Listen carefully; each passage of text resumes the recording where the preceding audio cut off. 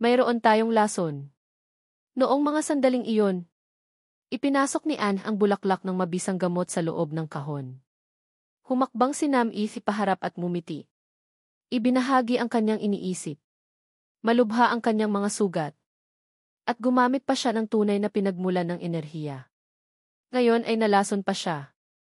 Kung magtatagal lamang tayo, mayroon pa ring pagkakataon na manalo. Nagpatuloy ang dalawa sa paghakbang paharap. Kung gayon, pareho kayong Tira ni Efu at Nam-Efi. Sabay na sumugod kay Mahuite at naghudyat. Ako ang unang atake. Nang makita iyon, sinabi niya na may mapanuyang ngiti. Hindi tumakas, dapat kang purihin. Ngunit bigla na lamang, ang kanyang kamay ay naging napakalaki. Ang malaking kamay na ito ay madaling binali ang espada ng dalawa. Nakatayo siya roon. Ibinabara ang kanyang mga kamay upang pigilan ang kanilang pag-atake. At sumigaw ng may paghamon. Malayo pa iyan sa sapat. Tira ni Esi. Nang makita ang tagpong ito ay nagulat. Umiling si Nam-Efi. Dahil marahil, mali ang kanilang pagtantya sa lakas ng kalaban. Ngunit sa sandaling ang dalawa ay naghahanda na para sa panganib. Bigla na lamang lumitaw ang isang sinag ng gintong liwanag. Kasabay ng tinig ni Fai-an na umalingaw-ngaw. Fai Fin Long Kim. Fin Litiden Fin. Isang gintong kidlat ang tumama sa kanyang katawan. Ang kanyang mga mata ay puno ng determinasyon habang nakatingin sa harap. Nang makita iyon, siya ay nagalit. Itinaas ang kamay sa kanya para atakehin ang batang walang hiya. Pagkatapos noon, si Mahuite ay tila nagyelo sa lugar. Dali-dali siyang umatras. Lumayo sa kanya. Sa puntong ito, nakatayo na ang tatlo sa harap niya. Bigla niyang naramdaman na mayroong mali. Pagkatapos noon, siya ay umubo ng dugo ng labis-labis. Hindi makapaniwala si Mahuite. Nagulat siyang tumingin sa kanyang kamay na puno ng dugo. Lason ito. Nang maisip ito, hindi siya makapaniwala at nag-alalang nag-isip. Hindi kaya galing ito kay Loquidinfna? Kung lason ito ng Evidna, ang aking 6 na organo at 5 na bituka ay natunaw na.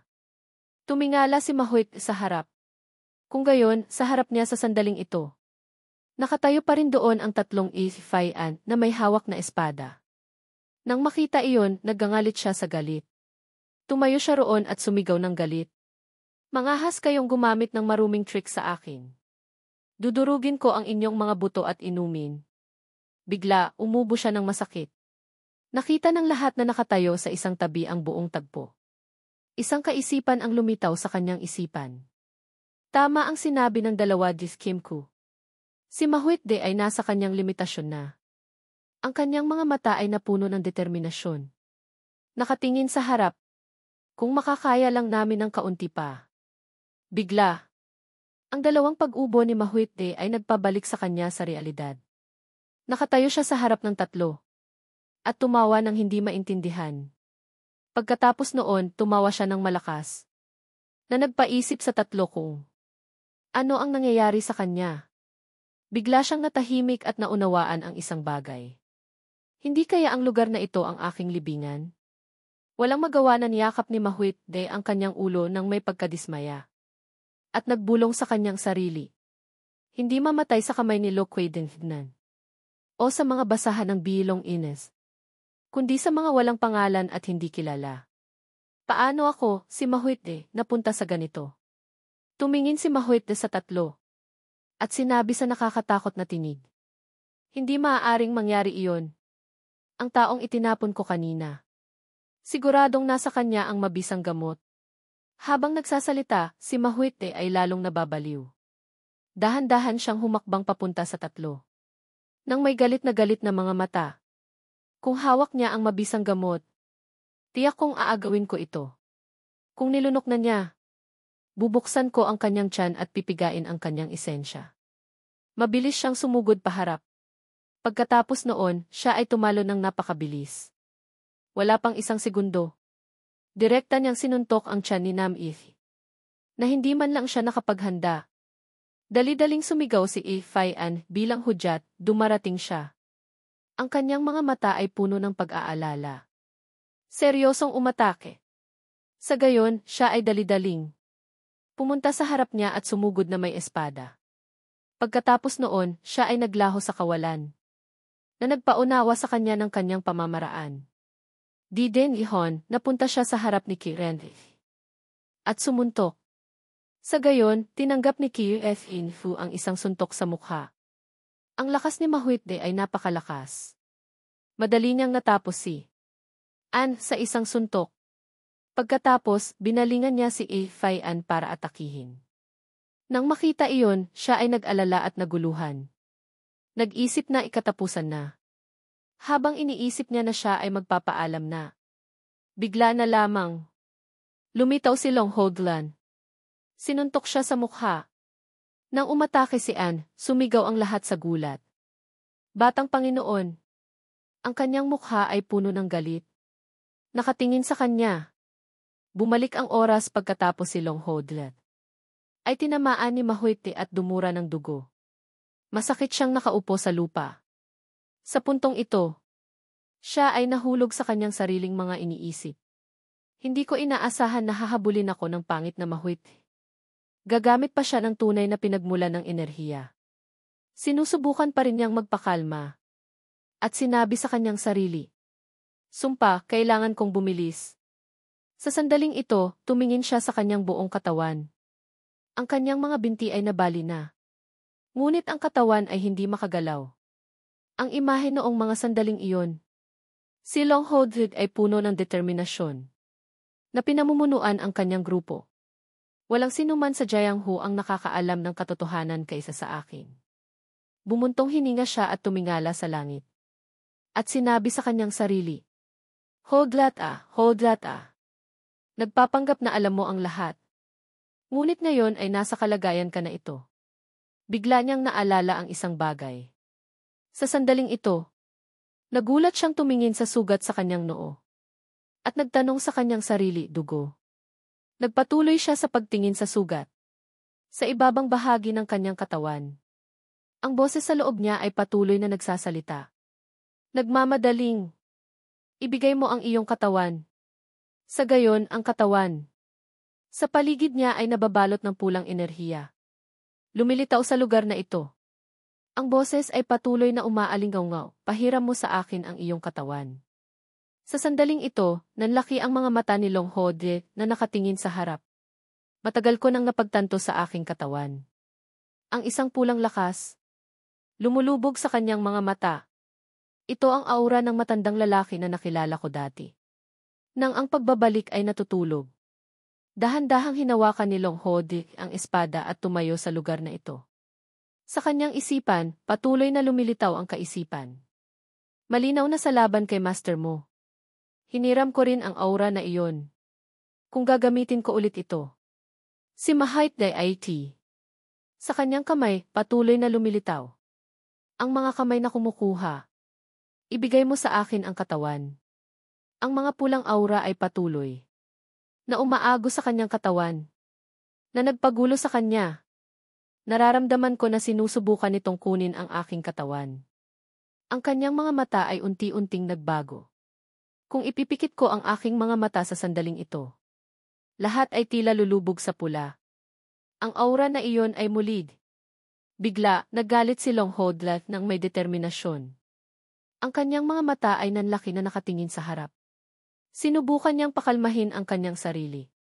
Umaasa na lang ba ako sa aura na ito? Nagngangalit siya. Na pinupunit ang kanyang katawan mula sa mga pulang aura. Gumising ka, Long Hodla. Kailan ka pa umaasa sa isang aura? Na walang pangalan? Ang boses ay patuloy na umaalingaw sa kanyang tenga. Ibigay mo ang katawan. Galit siyang sumigaw, tumahimik ka. Sinubukan niyang tumayo ng matatag sa katawan na ito at nagpahayag. Ang katawan na ito ay akin. Sa puntong ito, siya ay nagpuno ng determinasyon. Sumugod paharap. Ako ang may-ari nito. Nagalit si Long Hodles ng may determinasyon. Ikaw ay isang multo lamang ng nakaraan. Sa gayon, galit siyang sumigaw habang sumusugod paharap, nagpapahayag. Sa pagkakataong ito, poprotektahan ko ang mga taong mahalaga sa akin. Mabilis siyang tumakbo paharap ng may pag-aalinlangan. Ang kanyang katawan ay tila nagkaroon ng karagdagang lakas, na tumatakbo ng mabilis. Sa gayon, lumitaw si Long Hodlan, na sumuntok kay Mahuit sa isang suntok sa langit. Bago pa man niya mahawakan si Ifayan. Sa sandaling ito, siya ay nagulat. Nang maputol ng espada ang kanyang kamay. Nang makita na hindi maganda ang sitwasyon. Dali-dali siyang umatras. At galit na sumigaw. Patuloy na dumadaloy ang dugo sa kanyang kamay. Sumigaw siya sa harap niya. Bastos na walang hiya. Nanlaki ang kanyang mga mata. Nakatitig sa harap ng may pagkalito. Sa sandaling ito, lumitaw ang isang pulang lakas sa lugar na ito. Bumabalot sa mga taong nakapaligid sa kanya. Na nagpasigaw sa kanya. Ang demonyo na iyon. Bigla na lang naguluhan si Mahuitne. Nagtataka siyang tinuro si Long Hodlan. At tinanong, paano mo nakuha ang aura ng taong iyon? Bago pa man siya makasagot, umubo ulit siya dahil sa lason. Nakita ng lahat sa isang tabi ang lahat. Nag-isip siya ng may kuryosidad. Ito na naman ang aura tulad ng dati. Napapanahon namang dumating at nagsalita sina Kirekihu at Nam-i. Sakto ang pagdating mo, batang Panginoon. Kaagad, naghanda ang pangkat na 4 para labanan. Nagpahayag siya sa kanyang mga kasamahan. Nalason na ako ni Mahuit. Gumamit siya ng tunay na pinagmulan ng enerhiya. Nang matagal-tagal na. Pagkatapos, tumingin silang 4 sa kalunos-lunos na anyo ni Mahuit. Sa sandaling ito, di magtatagal at sisirain niya ang kanyang sarili. Habang sinasabi ito, nagpuno ang kanyang mga mata ng determinasyon. Nakatingin sa harap. Ito ang aking unang utos. Bilang batang Panginoon. Itinuro niya sa harap. At ipinahayag sa lahat ng kanyang mga kasamahan. Lahat ay dapat mabuhay. Nang marinig iyon ng lahat, tumango sila upang ipakita na naiintindihan nila. Hindi nagbago ang mga mata ni Long Hodlan. Habang nakatitig sa kanya. Nang makita iyon, siya ay nagulat. Kasabay ng pagkalito. Nang tingnan niya ang mga mata na ito.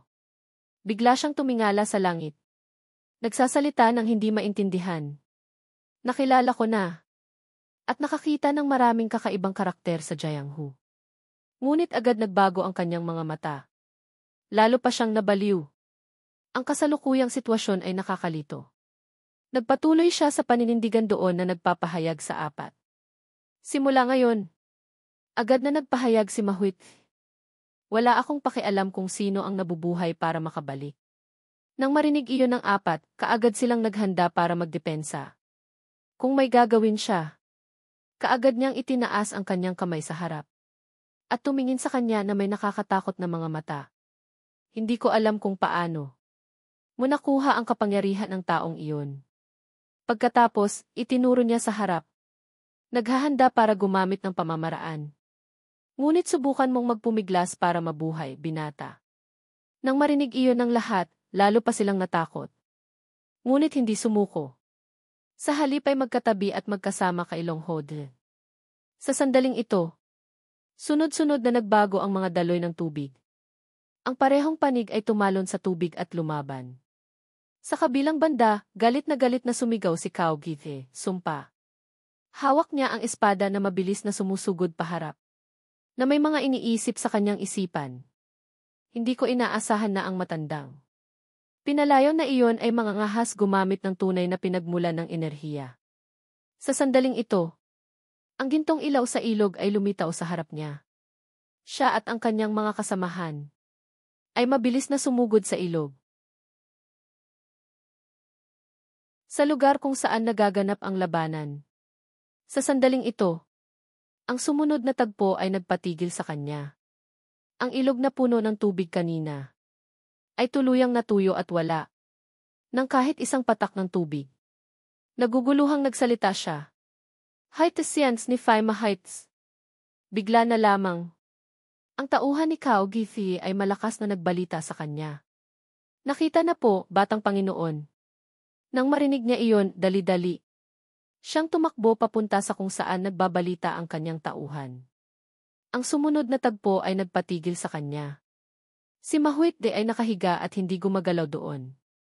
Nanghihilakbot na ikinuwento ng tauhan na patay na siya. Medyo nawala sa sarili si Kao Titi at malakas na nagtanong. Nasaan ang mabisang gamot? Nang makita iyon, ang tauhan ay medyo nahirapang magsalita at nagpaliwanag. Ngunit hindi pa natatapos ng taong ito ang kanyang pangungusap. Galit na galit siyang humawak ng espada at sumigaw. Kung sasabihin mong wala, puputulin ko ang iyong ulo. Nang makita iyon ng tauhan, natakot siyang nanginginig na nagsalita. Walay. Nang marinig iyon, galit na galit niyang itinaas ang kanyang espada at sumigaw. Nagmumura ng impyerno. Naggangalit ang tauhan.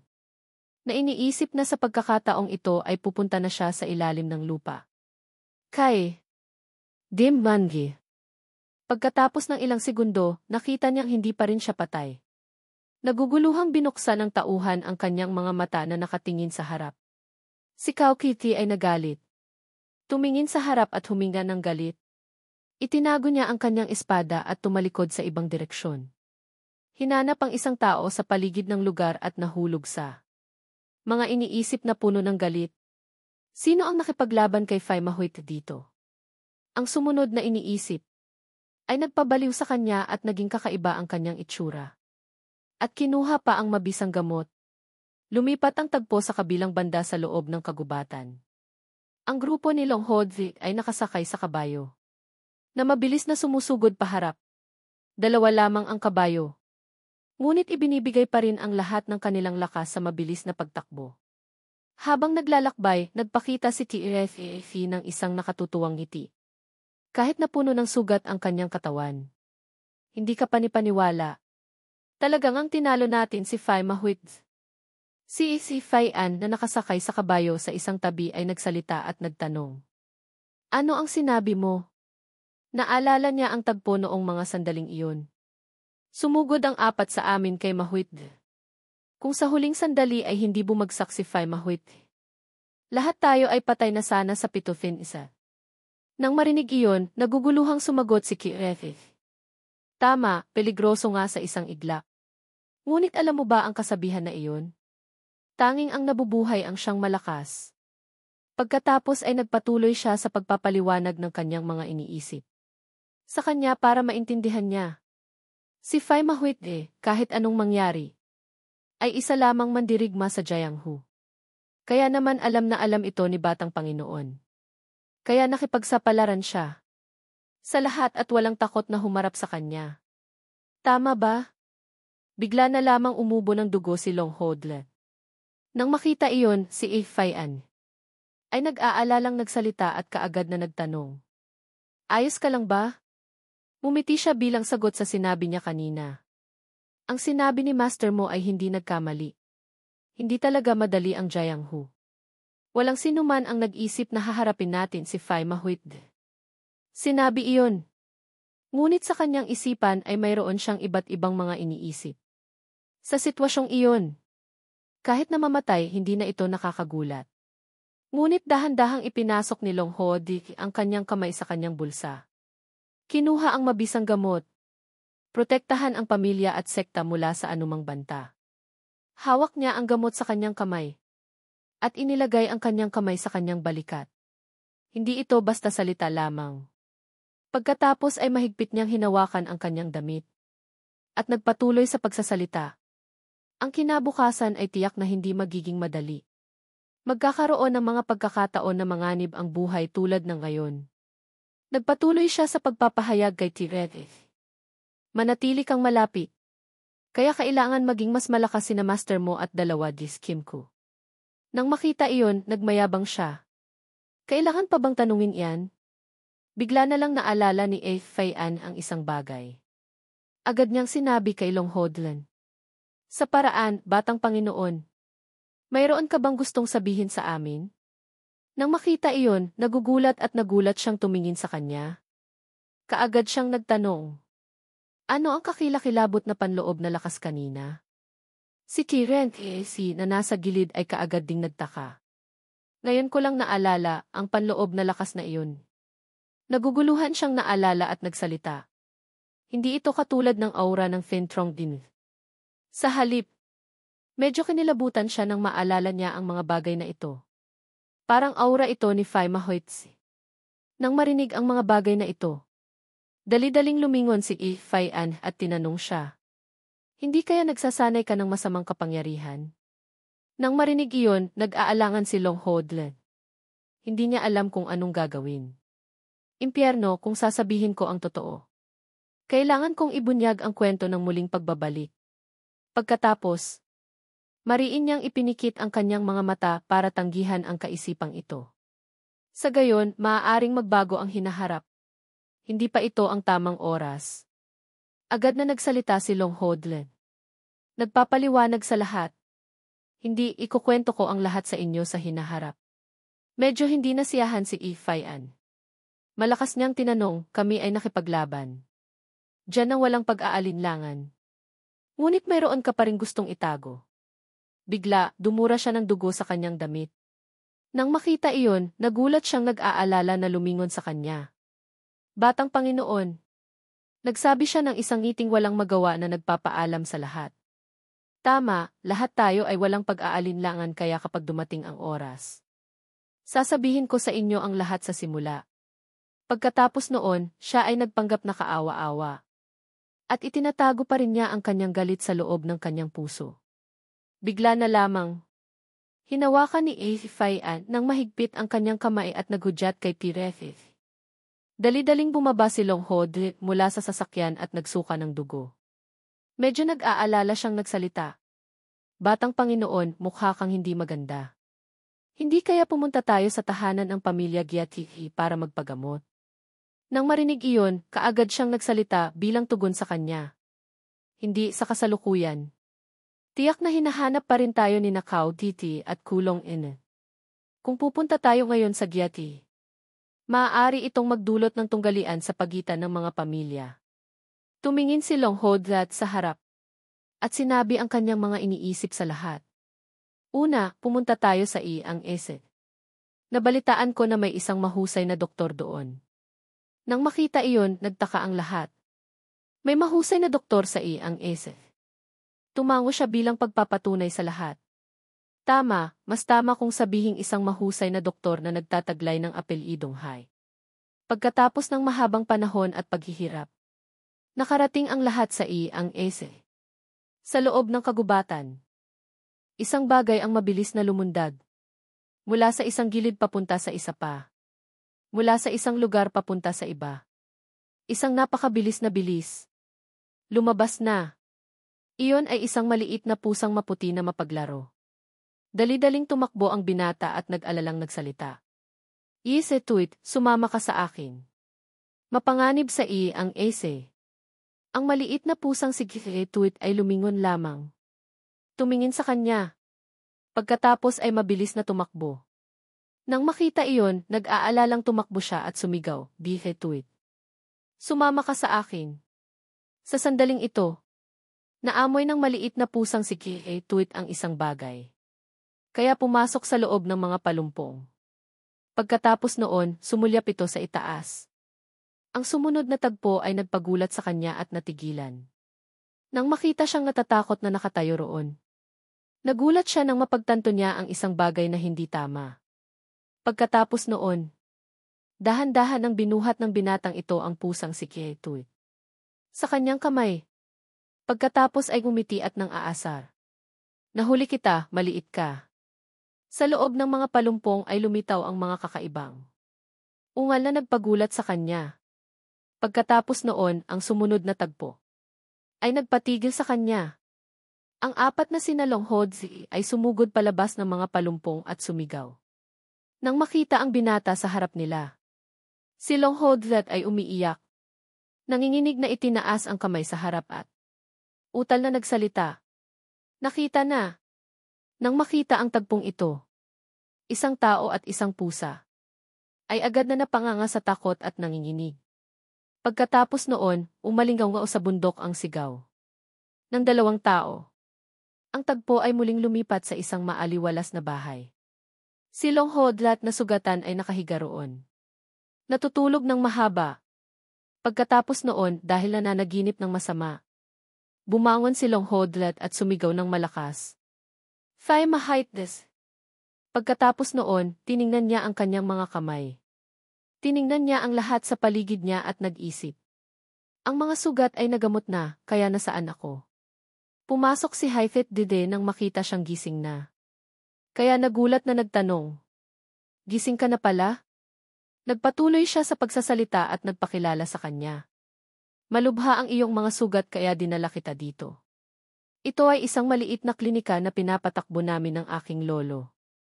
Tumingin siya sa kanya na may nagtatanong na mga mata at nagpatuloy. Sa pagsasalita at nagbilin. Maghintay ka sandali at ipaghahanda kita ng gamot. Ang mukha ni Haifet Dren ay naging seryoso. Naalala ang isang bagay. Agad siyang nagsalita at tinanong siya. Ang iyong lolo ba ay si Hai Titsans? Tumango siya bilang pagpapatunay, tama, iyon ang aking lolo. Nang marinig iyon, medyo nagulat siya. Pagkatapos ay nagpatuloy sa pagsasalita at tinanong siya. At ang iyong pangalan ay Haifet Dede, tama ba? Nang marinig ito, may pagdududa siyang tumingin sa kanya at nagsalita. Paano mo nalaman ang pangalan ko? Nang nakita na niya ang tamang tao. Agad na humigpit ang hawak ni Longhode at masayang nag-isip. Nahanap ko na. Ang dahilan kung bakit ako nagdahilan na pumunta sa pamilya Gyadi. Ngunit sa katotohanan ay pumunta sa Iang Es. Tumingin siya sa binatang si Haifet Den na nasa harap niya. Ito ang susi upang makumpleto ang martial arts ng Phin Trong In. Ang kumpletong imahe niya noong siya ay matanda na. Ay lumitaw sa kanyang alaala.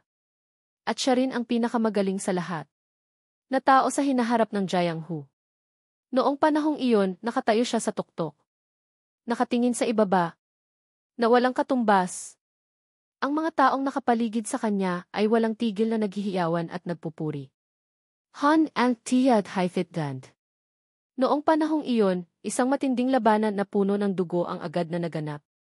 Bago ang pagbabalik, sa Jianghu ay nagkaroon ng isang pag-aagawan. Ng mga lihim na kasanayan na madalas na nababanggit. Sumali ang EIT Digya at pati na rin ang Bifidyo at Magyo. Ang lahat ay tila nagbabahagi ng isang lihim na kasanayan na may matinding agawan. Isang agawan na may hindi pa naganap na saklaw. Noong panahong iyon, isang itim na aura ang dahan-dahang lumitaw sa lugar na ito. Ang kwento ay dahan-dahang ibinunyag muli. Ang dahilan kung bakit nabaliw ang buong Jianghu. Dahil ang librong iyon ng mga lihim na kasanayan ay isa lamang. Itinatag nito ang isang bagong katotohanan tungkol sa martial arts. Sa katawan ng tao ay mayroong kabutihan at kasamaan. Kapag ang kabutihan at kasamaan, ang tama at masama ay pinagsama, ilalabas ang lakas. Nalalampas sa limitasyon ng isang sangkatauhan. Ang dugong imahe ay lumitaw sa kanyang alaala. Kasunod noon ay ang aklat na Thaikyu Heinfin King. Iyon ang huling pagtatrabaho ng DES na nagbukas ng ihi. Ang B. Rang Stamfong. Thaikyu Heinfin King. Sa pag-iisip nito, tumingin si Longhadvi kay Haifet Dede na masipag na ginigiling ang gamot na sa nakaraang buhay ay nagtataglay ng lihim na kasanayan. Kahit na ang kanyang pamilya ay natagpuan lamang ito nang hindi sinasadya habang nangunguha ng mga halamang gamot. Ngunit ang imahe niya noong bata pa siya at noong siya ay lumaki na, ay agad na lumitaw. Sa kanyang mga mata, Hon Dent Tized Haifet Dend. Salamat sa aklat na iyon ng mga lihim na kasanayan. Ang isang ordinaryong tao ay naging pinakamagaling sa lahat. Ang kanyang mga mata ay dahan-dahang lumubog sa pag-iisip. Thaikyu Quentin King. Pinagkaisa ang kabutihan at kasamaan. Pagkatapos, si Longhodvap ay naupo doon at nag-isip. Sa kanyang sariling mga iniisip. Kung makukuha ko ang librong ito, malulutas ko ang galit ng aking pamilya. Sa sandaling ito, walang tigil siyang ginigiling ang gamot para maghanda ng gamot para sa kanya. Masipag pa rin siya na ginigiling ang gamot doon. Nang makita niya iyon, medyo nagulat siyang nag-isip. Ngunit ang batang ito ay ang pinakamagaling sa lahat. Nadalubhasa sa hinaharap. Nang makita iyon, lalo siyang nag-isip. Umaasa ako sa isang mas kalmadong pagkikita. Bigla na lamang. Isang langaw ang lumipad sa harap ni Haifet de. Agad niyang sinulyapan ang langaw na ito. Wala pang isang segundo. Isang napakaklaseng operasyon. Ang lumitaw sa harap ng kanyang mga mata. Sa isang iglap lamang. Nahawakan niya ng mahigpit ang langaw. Sa kanyang kamay ng madali. Si Long Hodlak ay natigilan sa tagpong ito. Naguguluhan siyang nagsalita. Kanina ang pamamaraan na iyon. Mumiti siya at tinanong ang batang lalaki sa harap niya, nagsanay ka ba ng martial arts, tama ba? Siya ay ngumiti at nagsimulang magpaliwanag sa kanya. Itinuro iyon sa akin ni Lolo. Nang makita iyon, medyo nagulat siya, paano na sa sandaling ito isang tao ang lumapit? Siya ay walang iba, kundi ang lolo ni Haifet de. Bumiti siya at nagsalita at nagtanong sa kanya, gising ka na pala? Tumingin siya sa kanya. Kaagad na nakilala ang mukha na ito niya. Haiki Sanji. Lumipat ang tagpo sa labas. Nang maliit na bahay sa lugar na ito. Nang makita siyang gising, masaya siyang kinawayan ng tatlong tao. Maligayang pagdating sa Chiudna si. Yumuko rin ang tatlo ang ulo. Para magpasalamat sa taong sumagip ng kanilang buhay. Ako si Long Hodlath ng Fintrong Gina sa Inam. Salamat sa iyo sa paggamot sa akin. Nang marinig iyon, tumawa siya at kumaway. Hindi mo kailangang magpasalamat. Iyon ang dapat kong gawin. Sa sandaling ito, naalala ang isang bagay. Nagulat na nagsalita si Haiki Tienz na nagtatanong sa lahat. Ngunit ang Fintrong Gina ay nasa Ginam. Paano ka napunta dito mula sa malayo para saan? Sa pag-iisip nito, lahat ay sumulyap kay Long Hodlath. Hindi nila alam kung ano ang sasabihin niya. Tumawa siya at nagsimulang magpaliwanag sa kanya. Pumunta ako dito para maghanap ng ginseng sa bundok. Nang marinig iyon, medyo nagulat siya. Pagkatapos ay ipinaliwanag sa kanya para maintindihan niya. Ang bundok ng ginseng dito ay mayroon ding ilang mga halamang gamot. Ngunit ang bundok ng ginseng ay hindi basta makukuha lang. Bahagyang kumunot ang noo ni Haiki Sen. Pagkatapos ay nagsalita na nagtatanong sa grupo ng mga tao sa paligid niya. Kung ganon, bakit mo kailangan ang bundok ng ginseng? Nang marinig ito, ang kanyang mukha ay agad na naging seryoso. Ngunit sa kanyang mukha ay lumitaw. Ang isang ngiting hindi maintindihan. Dahan-dahan siyang nagsalita. Sa totoo lang ni.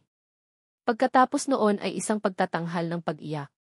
Napuno ng hibi ni Long Hodlath. Gumamit siya ng kamay para yakapin ang kanyang dibdib.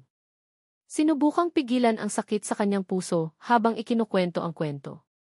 Ang aking ina ay may malubhang sakit. Noong ako ay mahina pa, ako ay inalagaan ng aking mga magulang. Dahil doon kaya kong umalis sa sekta para maglakbay. Sa iba't ibang lugar. Ngunit pagkatapos, tumayo siya roon at nagpatuloy sa kanyang pag-arte na puno ng pag-iyak. Naghihirap na kunin ang loob ni Haiki Sen. Marahil dahil doon kaya. Nang matanggap ko ang balita na ang aking ina ay may malubhang sakit. Hindi na siya makabangon. At narinig ko na tanging ni ang makapagpapagaling ng kanyang sakit. Gumamit siya ng kamay para punasan ang mga luha sa kanyang mukha. Umakyat ako sa ang is para maghanap ng ni. Ngunit sa kasamaang palad ay nadulas ako. Si Fayan na nasa gilid ay nakakita ng isang bagay na kahina-hinala. Dali-dali siyang itinaas ang kanyang kamay para tanungin siya tungkol sa isang bagay. Noong ihatid si Tiudmatsi, ang ina ni Tiudmatsi ay malusog pa. Naguguluhan siyang tumingin kay Haiki Sen. Pagkatapos ay nag-aalalang nag-isip. Bakit kaya nagsisinungaling si Tiudmatsi? Kung mahuli siya ay ngunit tila ang kanyang pag-aalala ay hindi maaaring magkatotoo. Si Haiki Sen, nang marinig ang kwento niya ay agad na napaiyak. Tulo ang uhog at luha kung saan-saan. Nang makita niya iyon, naguguluhang nag-isip siya. Nalusutan na. Nakatayo siyang nanginginig doon. Umiiyak kasabay ng kwento niya. Pagkatapos ay walang magawang nagsalita. Isa kang napakabuting anak. Ang puso mo para sa iyong mga magulang ay tunay na kahanga-hanga. Agad siyang bumalik sa loob ng bahay. Pagkatapos ay nagbalita. Hanapin natin kaagad ang bundok ng ginseng. Nang marinig ang mga bagay na ito, ipinagmalaki ng husto ni Long Hodi ang kanyang mukha. Ang tatlong PRF na nakatayo sa likod. Nang makita ang lahat ng tagpong ito ay natigilan. Sa gulat, napakabilis na lumipat ang tagpo sa bundok ang na napakalawak. Hinihingal si Fayan dahil sa sobrang pagod. Pagkatapos ay nag-isip. Akala ko ang paghahanap ng ni ay gawa-gawa lamang. Naguguluhan siyang tumingin kay Long Hodle. Na binabaliktad ang bawat bato. Hinahanap ang bawat palumpong. Naghahanap ng isang bagay ng napakabilis. Pagkatapos ay naguguluhang nag-isip siya. Ngunit sa pagtingin sa kanyang ayos, tila totoo. Binaliktad niya ang malaking bato at nagbilin sa kanya. Huwag kang tumayo roon, maghanap ka na. Ang kanyang mukha ay agad na naging nakakatakot na nakakatakot. Hanapin ang hindi. Ang hindi na iaalay sa iyong ina. Nang marinig iyon ng tatlo, dali-dali silang tumango bilang pagsang-ayon. Pagkatapos ay mabilis na naghanap. Opo, opo. Napakabilis, lumipat ang langit papunta sa gabi. Si Haiki Sanji. Pagkatapos ng mahabang araw na paghahanap ay bumuntong hininga dahil sa pagod. Malungkot siyang bumalik para ipaalam sa lahat. Sa kasamaang palad, mukhang kailangan na nating bumaba ng bundok ngayon. Nang marinig iyon ng apat, sila ay naging malungkot hanggang sa punto ng pagkadismaya. Hindi na nila gustong gumawa ng kahit ano. Pagkatapos noon, bumalik kaagad ang apat sa maliit na bahay. Pinunasan ni Haiki Senju ang mga pawis sa kanyang mukha. Pagkatapos ay nahulog sa pag-iisip. Hindi ko akalain na mahahanap natin ito ngayon. Ngunit nakakalungkot talaga. Kahit na alam ko ang hinaharap, hindi ko pa rin basta makukuha. Ang kailangan ko. Tumingin si Haiki Sen sa kanya pagkatapos ay ngumiti at nagsalita. Nagsasabi ng kanyang mga iniisip sa kanyang puso. Kung sinabi mo ang iyong sinasabi, tiyak na kukuha ako ng ni at ipadadala roon para sa iyo. Sinabi mo na ang Fintrong ay nasa Ginam, tama ba? Kung gayon, makikipag-ugnayan ako doon. Nang marinig ang mga bagay na ito, agad siyang nagpasalamat sa kanya. Kung magagawa mo iyon, napakabuti. Tumingin siya at lumingon sa hanay ng mga bundok sa malayo. Pagkatapos ay nagpatuloy siya sa pagsasalita sa kanya. Lolo, nakakahiya talaga. Pumunta siya kaagad sa punto ng usapan kay Haigiten. Ngunit gusto kong manatili dito ng ilang araw para maghanap ng ginseng. Ayos lang ba? Sa loob ng kwarto sa sandaling ito ni Long Hodlad. Galit siyang nakaupo roon. Nakatuon sa pagpigil ng kanyang galit sa kanyang puso. Sa sandaling ito, sa kanyang isipan ay lumitaw ang iba't ibang pag-iisip. Sinisisi ang kanyang sarili. Kahapon, natukoy na natin kung saan madalas pumunta si Haiki Ten. Kung sasaliksikin ang lugar na iyon, tiyak na mahahanap ang mga pahiwatig na may kaugnayan sa lihim na kasanayan. Sa pag-iisip nito, bahagya siyang masaya na ipinapakita ng malinaw sa kanyang mukha. Buti na lang kung patuloy lang akong naghahanap ng basta-basta. Baka tumagal pa ng ilang taon bago matapos. Pagkatapos ay inilagay niya ang kanyang kamay sa kanyang hita. Na tila iniisip ang isang bagay. Pagkatapos ay lumabas siya. Si Haiti Sian nang makita siya ay nagulat. Dali-dali siyang yumuko para batiin siya, magandang umaga po. Pagkatapos noon, sabay silang umupo doon at pinanood ang pagsikat ng araw. Mumiti siya at lumingon para tanungin siya. Ngayon, sasamahan mo rin ba ako sa pag-akyat sa bundok? Umiling siya bilang tugon sa kanya, hindi.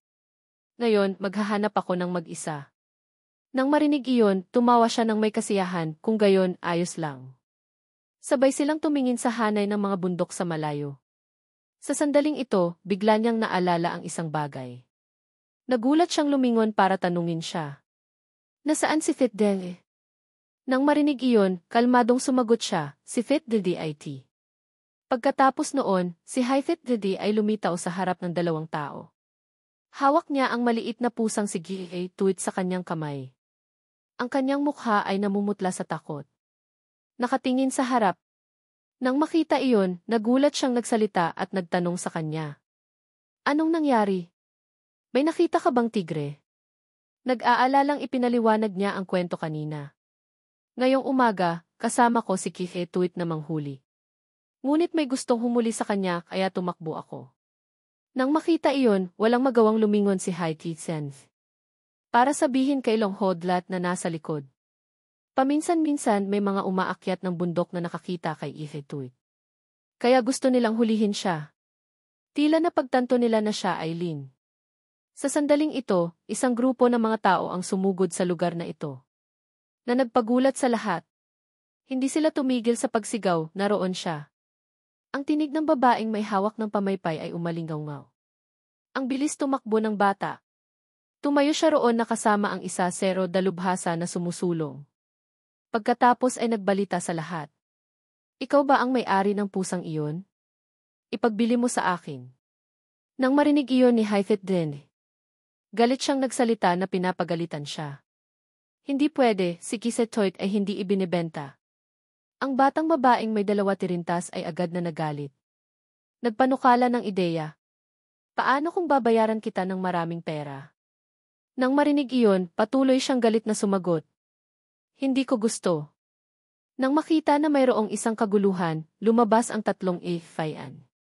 Sa sandaling ito, nagkaroon ng labanan. Ang isang panig ay ang grupo ng babaeng dalagita. Ang isang panig ay ang grupo ni Longhodlet. Dali-daling nagsalita si Tianzi. Nagpapaliwanag sa mga tao sa harap niya. Paumanhin po. Ngunit si Tuwit ay tulad ng isang kamag-anak ng aking apo. Kaya hindi ito maaaring ibenta. Nang marinig iyon, galit na nagsalita na pinapagalitan.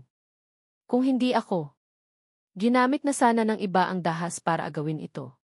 Isipin na ikaw ay maswerte at bilisan mo itong ibigay. Si Longhodlet ay nakatayo sa isang tabi. Nang makita ang lahat ng tagpong ito, nag-isip.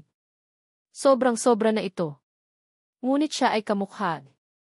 Pagkatapos, ang imahe ni Longhodlet noong siya ay matanda na, ay lumitaw sa kanyang mga mata.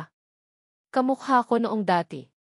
Sa sandaling ito, pumunta siya kaagad sa harap ni Hythit na nagpagulat sa kanya. Nagsalita siya sa babae. Sinabi na ng tao na hindi ibebenta kaya ang pagpilit ay hindi tama. Nang marinig iyon, isang tauhan ang lumapit na may hawak na kutsilyo para takutin siya. Huwag kang makialam.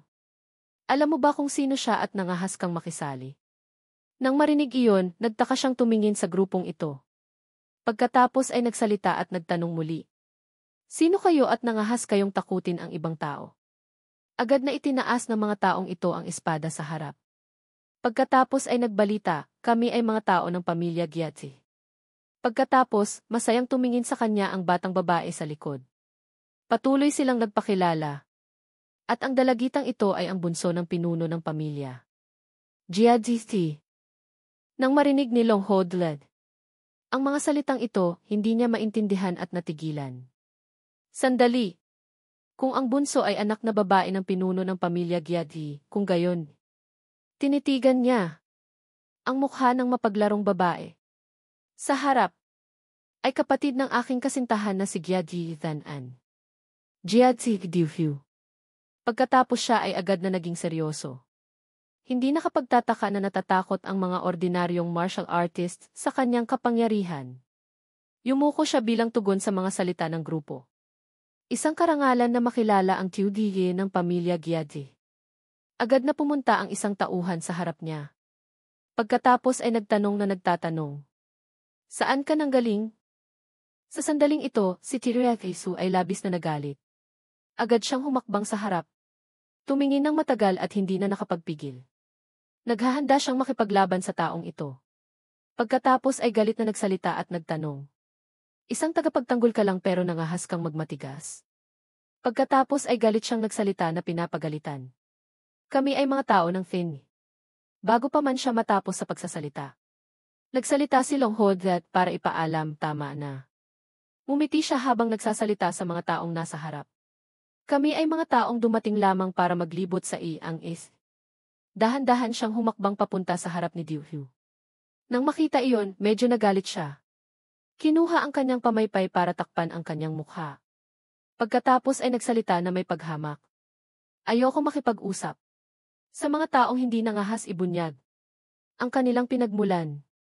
Pagkatapos ay nagmamayabang siyang pumunta sa harap ni Hytheth din. Pagkatapos ay naghudyat, bata, bibigyan kita ng 2 pagpipilian. Lumapit siya sa kanya at sa maliit na pusang si Hytheth. Pagkatapos ay nanakot, tanggapin ang pera at ipagbili ang pusang iyon. O hahawakan ko ito. Hindi pa rin siya pumayag at mahigpit na niyakap ang maliit na pusa sa kanyang puso. Sa sandaling ito, nagulat siyang napansin si Long Hodle. Kalmado pa rin siyang nakatayo doon na kumakaway. Itinuro niya sa kanyang sarili pagkatapos ay naghudyat na ako na ang bahala. Pagkatapos ay gumiti siya na puno ng pagmamalaki para ilihis ang atensyon. Pagkatapos ay kumindat sa kanya at tumakbo. Nang marinig iyon, dali-daling niyakap ni Hytheth Dredi ang maliit na pusang si Hytheth sa kanyang kamay pagkatapos ay tumango. Lumapit si Long Hodle at papunta kay Diuhu. Pagkatapos ay nagsalita sa kanya. Dalagita, mayroon pang 3 pagpipilian. Nang marinig iyon, nagalit siya. Pagkatapos ay lumingon siya at nagtanong sa kanya, 3 pagpipilian. Nang mapagtanto ang pagkakataon, agad na inihagis ni Hytheth din ang pusa sa himpapawid. Pagkatapos ay sumigaw ng malakas, Hytheth, tumakbo ka. Nang makita iyon, nagulat siya. Ang maliit na pusang si Hytheth ay itinapon sa himpapawid. Kaya biglang naunawaan ang isang bagay. Pagkatapos noon, mabilis itong tumakbo. At pumasok sa kagubatan pagkatapos ay naglaho. Nang makita iyon, galit siyang sumigaw ng malakas, hindi pwede. Pagkatapos, tumingin si Diuhu sa kanya pagkatapos ay nagsalita na pinapagalitan. Nangahas kang sirain ang aking gawain. Ngumiti siya at nagudyat sa kanya na may pagmamalaki. Kung tumakas ang pusa, bilisan mong habulin at hulihin itong muli. Wala naman akong magagawa. Nang makita iyon, agad siyang nagalit hanggang sa punto ng panginginig.